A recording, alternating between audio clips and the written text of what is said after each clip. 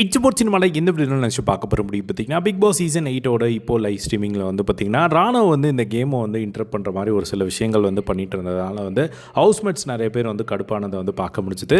ஏன்னா இது வந்து ரொம்ப சீரியஸான ஒரு கேமு. ஸோ ஃபன்னாக விளையாடுறாங்க அப்படின்னா கூட வந்து நம்ம கமெண்ட்ரி கொடுக்குறது ஓகே தான்.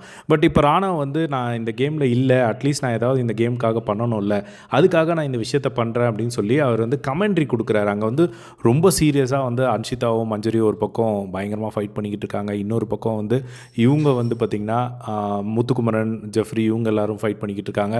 இன்னொரு பக்கம் ஜாக்லின், பவித்ரா வந்து அவங்க கட்டி பிடிச்சிட்டு பயங்கரமாக வந்து ஹோல்ட் பண்ணி அவங்க தத்தளிச்சிக்கிட்டு இருக்கும் போது இப்போ வந்து அப்போவே வந்து ஹவுஸ்மேட்ஸ் வந்து கூப்பிட்டு சொன்னாங்க இந்த மாதிரி வேண்டாம், ஸ்டாப் பண்ணு அப்படின்னு சொல்லி. பட் ராணுவ வந்து அதை கண்டினியூ பண்ணிகிட்டே இருந்தார். விஷாலும் வந்து அப்போவே சொன்னார். பட் ராணுவ வந்து அதை கண்டினியூ பண்ணாங்க. இப்போ வந்து பாஸ் பண்ணி வச்சுருக்காங்க கேமை.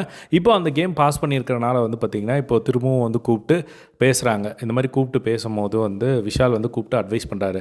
தயவு செஞ்சு இதை பண்ணாத, நீ வந்து உன்னோட பார்ட்டிசிபேஷன் வேணும் அப்படிங்கிறதுக்காக வந்து பண்ணுற. பட் நான் அங்கே வெளியே இருந்து அதை பார்க்கும்போது என்னடா ஒரு சீரியஸாக ஒரு கேம் போயிட்டுருக்கேன், இவன் வந்து இப்படி டிஸ்டர்ப் பண்ணிகிட்டு இருக்கானே அப்படிங்கிற மாதிரி தான் எனக்கு தோணுது. மக்களுக்கும் அதே வந்து தோணும். ஸோ தயவு செஞ்சு அதை ரிப்பீட் பண்ணாத, அதுக்காக தான் உன்னால் அதுக்கு தான் நான் சொல்கிறேன் அப்படின்னு சொல்லும்போது ராணுவ வந்து அக்செப்ட் பண்ணிக்காமல், இல்லை நான் என்ன பண்ணேன், நான் யாருக்குமே வந்து பயாஸாலாம் வந்து பண்ணலையே, எல்லாருக்கும் ஈக்குவலாக தான் கமெண்ட்ரி கொடுத்துருவேன். நீ பயாஸாக பண்ணுற, நான் அதை பற்றி பேசவே இல்லை, நீ அந்த கமெண்ட்ரி கொடுக்குறத ஸ்டாப் பண்ணு.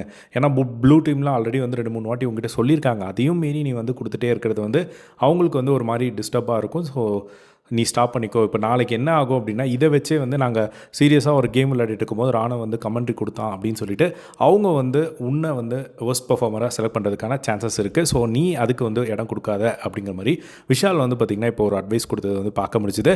ராணுவ இதை அக்செப்ட் பண்ணிக்க போகிறாரா இல்லையா அப்படிங்கிறத வெயிட் பண்ணி வந்து பார்க்கலாம். ஸோ எத்தனை பேருக்கு ராணுவோட கமெண்ட்ரி இன்ட்ரெஸ்டிங்காக இருந்தது, இல்லை ராணுவ வந்து ரொம்ப டிஸ்டர்ப் பண்ணுற மாதிரி தான் இருந்தது அப்படின்னு சொல்லி எத்தனை பேருக்கு தோணுச்சு அப்படிங்கிறத கமெண்ட் பாக்ஸில் ஷேர் பண்ணுங்கள். இதே மாதிரி எல்லா பிக் பாஸ் அப்டேட்ஸ் தெரிஞ்சுக்க நம்மளோட சேனலை சப்ஸ்கிரைப் பண்ணி சப்போர்ட் பண்ணுங்கள். தேங்க்ஸ் ஃபார் வாட்சிங். பை.